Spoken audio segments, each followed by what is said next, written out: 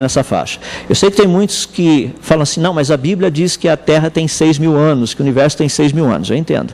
Mas isso é uma questão da Bíblia, não estou dizendo que a Bíblia está errada, o que eu estou dizendo é apenas o seguinte, colocando as equações com o melhor de precisão que nós temos hoje, estaríamos mais ou menos nessa faixa. Algumas questões interessantes só relacionadas com o nosso planeta, que eu discuto um pouquinho dentro do sistema da questão do livro. A questão do campo magnético da Terra, que produz a aurora boreal e tantas outras coisas fascinantes, tem sido muito estudado, e algo que é muito interessante nele é o seguinte, o campo magnético da Terra tem vários componentes, colocando assim. Tem uma parte principal que é chamada parte bipolar, que é aquela que nós usamos com a nossa bússola, apontando Polo Norte, Polo Sul, todo aquele negócio. Mas tem outras duas partes, tem a quadrupolar e a octupolar. Tem um estudo que tem sido feito observando o que está acontecendo nessas três partes nesses últimos anos, e a parte bipolar tem perdido aproximadamente 235 vezes 10 a nona megajoules durante um período de aproximadamente 30 anos. E nesse mesmo período, a quadrupolar mais a octupolar ganhou 129 vezes 10 a nona megajoules. Ou seja, tem muita energia desaparecendo aí. O campo magnético está diminuindo. Em outras palavras, ele possui uma meia-vida de mais ou menos 1.465 anos. No livro eu trato um pouquinho dos cálculos apresentados, só para ter uma noção. Isso significa o quê? Que a Terra é jovem. Esse campo magnético não poderia estar funcionando aí para sempre. As pessoas falam, não, mas ele fica oscilando. Muito difícil, porque nós conhecemos algumas leis que mostram o decaimento de sistemas como esse. Deu para perceber que até aqui eu não tratei nada de religião no livro, né? Tem muita gente que comprou o livro achando que ia ter um monte de religião ali, não tem muita não. Outro que é muito interessante a respeito disso é o próprio afastamento da Lua, questão das marés, e um cálculo que você pode fazer só pegando os valores atuais. Há cerca de aproximadamente 1 bilhão e 200 milhões de anos atrás, a Lua teria que estar rolando na superfície do planeta Terra, dado ao afastamento dela hoje, que é de aproximadamente 3,8 centímetros por ano. No livro também eu trato todas essas questões dos cálculos para não ter muito problema. Inclusive é um trabalho que já foi feito por Walt Brown. Aqueles que quiserem também tem o material dele.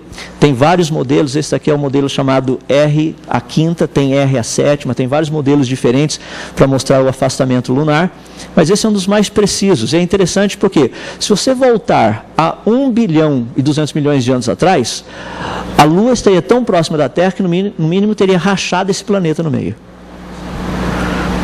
Eu fico assim, impressionado quando eu ouço pessoas falando assim que há 3,5 bilhões de anos atrás vida teria surgido nesse planeta. Então nós temos alguns elementos que mostram que a coisa não é tanto assim. Agora, algo que tem sido fascinante, e tem um estudo muito interessante relacionado com isso, é justamente relacionado com o desvio espectrográfico da luz para o vermelho. Quando nós estudamos as galáxias, nós percebemos que elas possuem uma coloração um pouquinho diferente daquilo que ela deveria ter. Ou elas estão mais em direção ao azul ou mais em direção ao vermelho.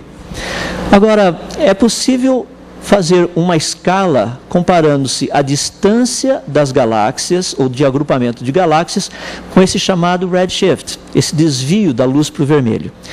E é por aqui que a gente tira a constante de Hubble, aquela constante que o pessoal ouve falar por aí. Fascinante porque quando nós estudamos toda essa questão, é possível demonstrar estatisticamente que as galáxias encontram-se agrupadas devido ao seu valor de redshift, de desvio para o vermelho. O que implica que essas galáxias encontram-se agrupadas em função de distância.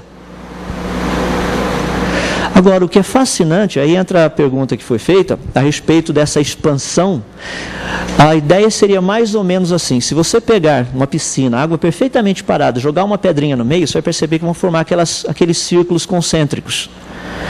A ideia, pegando esses pontos que vocês estão vendo aqui, que são esses pequenos agrupamentos, se pudéssemos visualizá-los de cima, seria algo mais ou menos assim.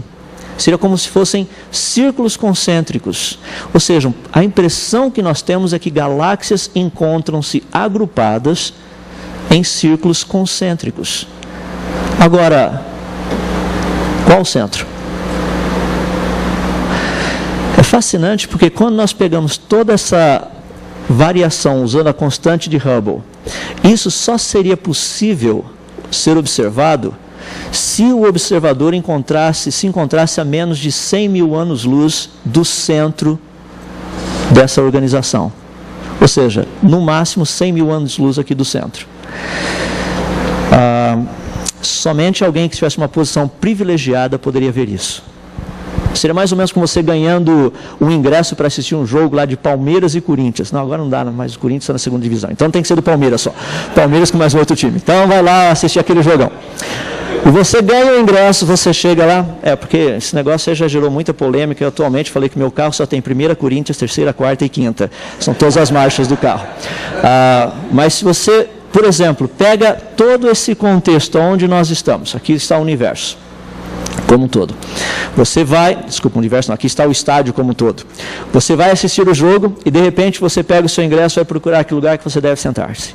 Você descobre que o seu lugar está numa cadeira numerada logo atrás do goleiro. Vai ser muito difícil você assistir o jogo dali. Muito difícil, a menos que você fique atazanando a vida do goleiro que estiver ali na sua frente. Agora, se você recebe o ingresso, você vai e o ingresso te dá a condição de sentar-se bem no meio, na arquibancada, que você está vendo certinho, no meio do campo, um gol ali, outro gol aqui. Fantástico. Então você tem uma visão privilegiada. Ao observarmos o universo, essa questão, nós percebemos que somente quem estivesse numa situação privilegiada poderia ver tudo isso daí. O interessante é que nós estamos nessa situação privilegiada, porque nós estamos vendo isso. Da pergunta que nós fazemos é a seguinte: qual seria a probabilidade de estarmos tão próximos do centro do universo por um mero acidente? Dado o tamanho do universo e o máximo para podermos verificar isso, a proporção seria a probabilidade seria de aproximadamente 1 em 1 quatrilhão. Já imaginou? Nós simplesmente fomos colocados num lugar privilegiado para ver tudo isso. Ou seja, o planeta Terra que possui vida inteligente, com capacidade de estudar o cosmos, encontra-se na posição privilegiada para estudá-lo. Parece brincadeira, né?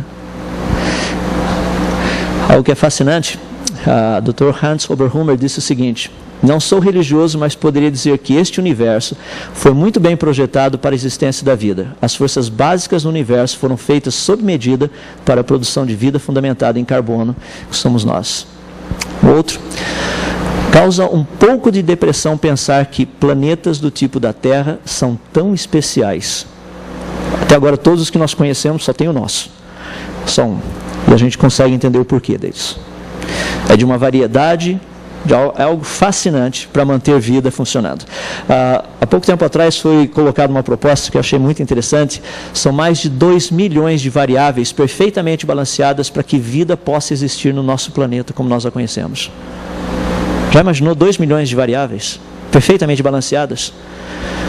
Se isso aconteceu por acaso, nós somos o povo com maior sorte nesse universo. Porque realmente a probabilidade disso acontecer por conta própria é muito pequena. Então, isso é um pouquinho do capítulo 3 que nós tratamos da questão do universo. Os últimos agora são rápidos. Da origem da vida, um dos aspectos muito interessantes que a gente pode observar, e já foi discutido aqui, a parte da genética e tudo mais. Teve uma reportagem muito interessante, praticamente há cerca de 4 anos atrás, o Dr. Andrew Null, ele é um dos professores mais conhecidos lá nos Estados Unidos, tem um trabalho muito interessante, principalmente professor e pesquisador de Harvard. Na série chamada Nova, foi feito um tipo de uma discussão a respeito da origem da vida. Algumas perguntas que foram feitas, eu fiquei assim impressionado. Acho que a bateria está acabando aqui, vamos ver o que acontece. Se não acabar, a gente pega o outro. A pergunta primeira que foi feita pela Nova foi a seguinte: qual a origem da vida?